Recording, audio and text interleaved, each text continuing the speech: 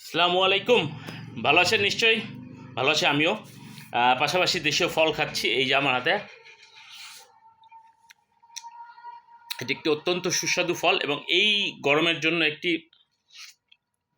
দারুণ খাবার তরমুজ।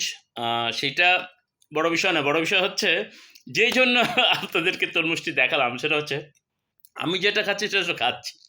এই যে আবার একজন খেয়ে গেছে দেখেন, এই যে অবস্থাটা দেখেন। এই পার এই পারে তরমুজের কোনো লাল অংশই নাই। আরও একটি খেয়ে গেছে। এই যে দেখেন, এই পারে দেখেন একই অবস্থা। এইটা হচ্ছে আমার ছেলে। সে এত বেশি তরমুজ পছন্দ করে যে তরমুজে যখন ওকে কেটে দেওয়া হয়, ও যতক্ষণ পর্যন্ত তরমুজের লাল অংশ থাকে খেতেই থাকে এবং এইটা হচ্ছে ওর একটা খাওয়ার স্টাইল এবং এটা ও ভালোবাসা থেকেই খায়।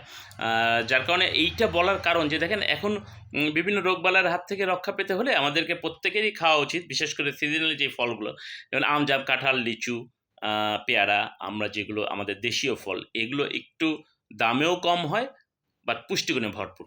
আমরা চেষ্টা করব আমাদের বাচ্চারা যেন প্রত্যেকেই দেশীয় ফলগুলো খায় এবং প্রত্যেককেই যেন একটি সুস্বাস্থ্যের অধিকারী হয়। আর বাচ্চারা যেন রোগবালাইয়ের হাত থেকে রক্ষা পায়। তো এটাই আর কি, আমার বাচ্চা কীভাবে খায় ওকে দেখানোর জন্য। ও ক্লাস 5 এ পড়ছে। বয়স 11 চলছে রানিং। দোয়া করবেন সবাই, ভালো থাকবেন সবাই, পৃথিবীর সকল বাচ্চারা ভালো থাকুক এবং সবার জন্য শুভকামনা। খোদা হাফেজ।